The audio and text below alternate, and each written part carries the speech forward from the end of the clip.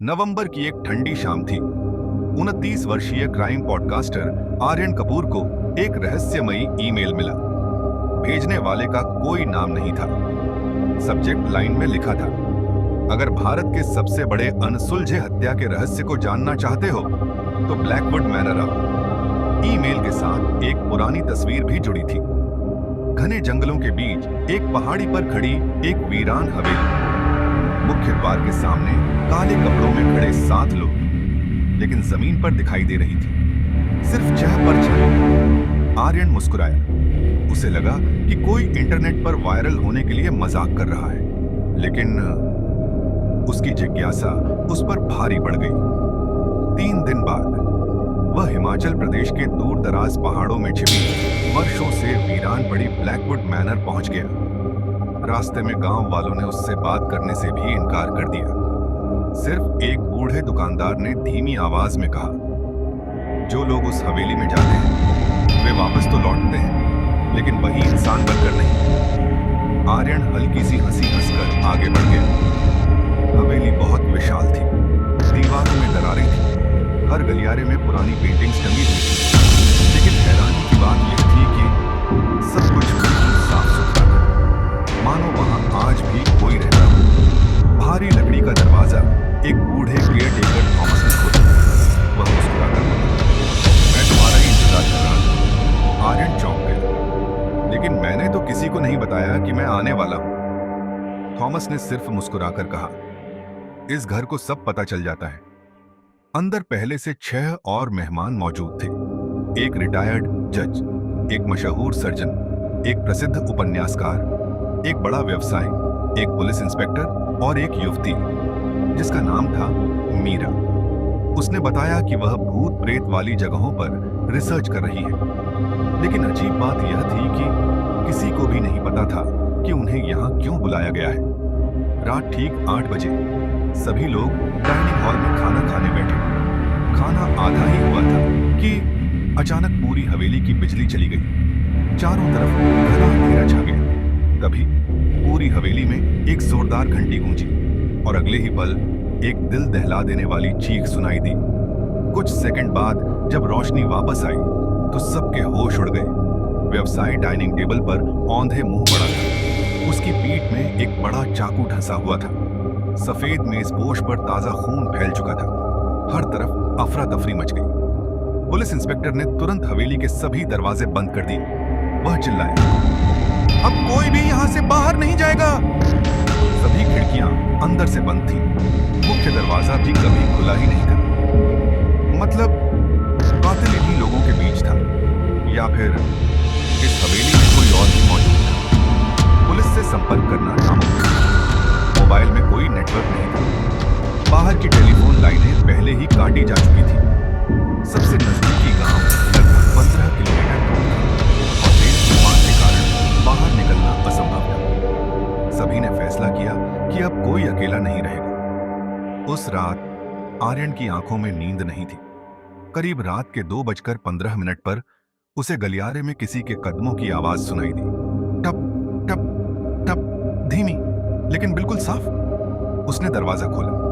बाहर कोई नहीं था, लेकिन गलियारे के आखिरी सिरे पर एक औरत सफेद शादी का जोड़ा पहने खड़ी थी। उसका चेहरा घूंघट से पूरी तरह ढका हुआ था। आर्यन ने आवाज लगाई। औरत ने धीरे से अपना हाथ उठाया और कमरा नंबर 17 की ओर इशारा किया। अगले ही पल वह हवा में गायब हो गई। वह चली नहीं, सीधे गायब हो गई। अगली सुबह कमरा नंबर 17 खोला गया। अंदर पुरानी अखबारों की सैकड़ों कतरनें बिखरी हुई थी। हर खबर में ब्लैकवुड मैनर से जुड़ी रहस्यमयी मौतों का जिक्र था। एक हेडलाइन पर आर्यन की नजर टिक गई, ब्लैकवुड परिवार की शादी के दौरान सामूहिक हत्या, हत्यारा कभी पकड़ा नहीं गया। यह घटना ठीक 50 साल पहले हुई थी। परिवार के 7 लोगों की हत्या हुई थी, लेकिन दुल्हन की लाश कभी नहीं मिली।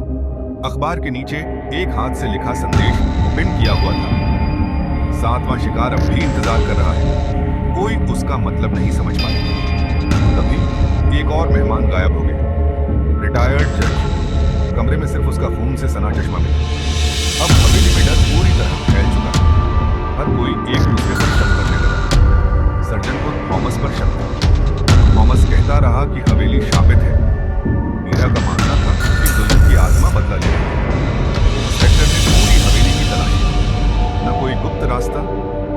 पैरों के निशान, न जबरन घुसने का कोई सबूत। फिर भी लोग एक एक करके गायब होते जा रहे थे।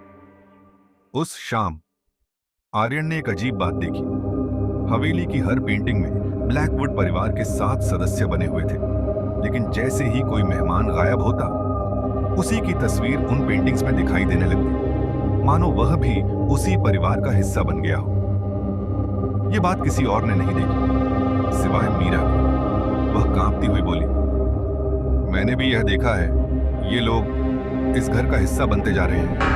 पहली बार आर्यन सचमुच डर गया। तलघर की तलाशी लेते समय उसे दुल्हन की एक पुरानी डायरी आखिरी पन्नों में सच्चाई लिखी थी। शादी कभी हुई ही नहीं थी। दूल्हे को पता चल गया था कि दुल्हन उसके अपराधों का पर्दाफाश करने वाली है, इसलिए उसने पहले दुल्हन की हत्या की कोशिश की, फिर सभी गवाहों को मार डाला और पूरी घटना को सामूहिक नरसंहार का रूप दे दिया। लेकिन मरने से पहले दुल्हन ने उसे श्राप दिया, कोई भी हत्यारा इस घर से जिंदा बाहर नहीं जाएगा।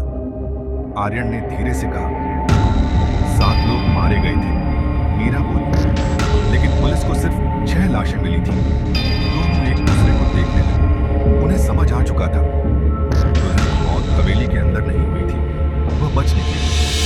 मतलब बाद में किसी और ने हत्याएं जारी रखी। अचानक तलघर का दरवाजा जोर से बंद हो गया। चारों ओर घना अंधेरा फैल गया। आर्यन ने पीछे किसी ने फुसफुसाकर कहा, सच के बहुत करीब पहुंच चुके हैं।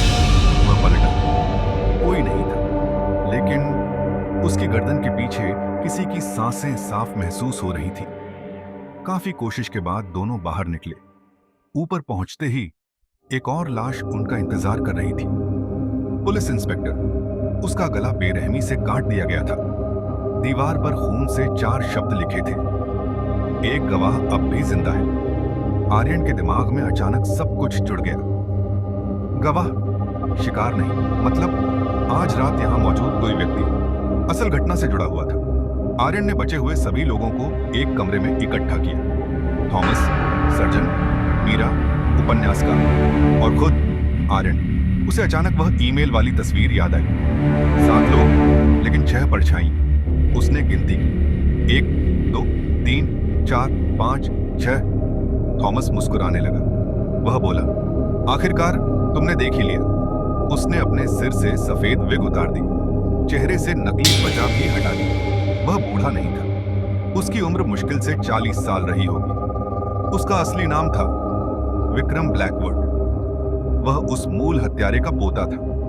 वर्षों से वह उन सभी परिवारों के वंशजों को यहां बुलाता रहा जो उस नरसंहार से किसी न किसी तरह जुड़े। जज, पुलिस, डॉक्टर, व्यापारी, पत्रकार, उसका मानना था कि हर उस परिवार को सजा मिलनी चाहिए जिसने उसके दादा के अपराध छिपाने में मदद की थी। भूत प्रेत की कहानी सिर्फ लोगों को डराने का एक नाटक थी। हिडन कैमरे, गुप्त रास्ते, जाल और मनोवैज्ञानिक चाल, सब कुछ पहले से सोचा था। आर्यन ने पूछा, तो इस हवेली में कभी कोई भूत था ही नहीं? विक्रम मुस्कुराया और बोला, मैंने ऐसा कब कहा? उसी पल कमरे का तापमान अचानक गिर गया। सभी मोमबत्तियां एक साथ बुझ गईं। दीवारों पर लगी पेंटिंग से खून बहने लगा और विक्रम के पीछे सफेद शादी का जोड़ा पहने वही औरत खड़ी थी। इस बार उसे सबने देखा। विक्रम धीरे धीरे पीछे मुड़ा। उसकी मुस्कान गायब हो चुकी थी। दुल्हन ने अपना घूंघट उठाया। उसका पूरा चेहरा गहरे चाकुओं के घावों से भरा हुआ था। वह धीमी आवाज में बोली, तुम 60वें शिकार को भूल गए। अचानक अदृश्य हाथों ने विक्रम को जमीन पर घसीटना शुरू कर दिया। वह चीखता रहा, लकड़ी के फर्श को पकड़ने की कोशिश करता रहा, लेकिन कोई उसे बचा नहीं पाया। कुछ ही सेकंड बाद पूरी हवेली में सन्नाटा छा गया। जहां वह खड़ा था वहां सिर्फ एक काला धब्बा बचा था। विक्रम का शरीर गायब हो चुका था। अगली सुबह पुलिस आखिरकार ब्लैकवुड मैनर पहुंची। उन्हें आर्यन, मीरा और उपन्यासकार जिंदा मिले। 3 लाशें बरामद हुई, लेकिन विक्रम का कोई निशान नहीं मिला। पुलिस ने सभी भूतों की कहानियों को अफवाह मान लिया। आधिकारिक रिपोर्ट में लिखा गया, विक्रम ने सभी हत्याएं की और फिर किसी गुप्त रास्ते से भाग निकली। मामला बंद। कुछ महीनों बाद आर्यन ने इस पूरे मामले पर एक डॉक्यूमेंट्री रिलीज की। करोड़ों लोगों ने उसे देखा। ज्यादातर लोगों को लगा कि आखिर में दिखाई गई आत्मा सिर्फ मनोरंजन के लिए जोड़ी गई थी। लेकिन एक शाम जब आर्यन बची हुई रिकॉर्डिंग देख रहा था, उसे कुछ ऐसा दिखाई दिया जो पहले कभी नहीं दिखा था। हर एक वीडियो फ्रेम में, चाहे कैमरा कहीं भी हो, पीछे वही सफेद शादी के जोड़े वाली औरत खड़ी दिखाई दे रही थी। वह सिर्फ देख रही थी, हर समय, हर जगह, यहाँ तक कि उन कमरों में जहां आर्यन पूरी तरह अकेला गया। वीडियो का आखिरी फ्रेम उसके चेहरे पर जाकर रुक गया। वह धीरे धीरे मुस्कुराया और बिना किसी कारण वीडियो अपने आप बंद हो गया। बाद में पुलिस ने आधिकारिक तौर पर पुष्टि की कि ब्लैकवुड मैनर के नीचे कभी कोई गुप्त सुरंग थी ही नहीं, और सरकारी रिकॉर्ड के अनुसार उस दुल्हन की लाश आज तक कभी नहीं मिली।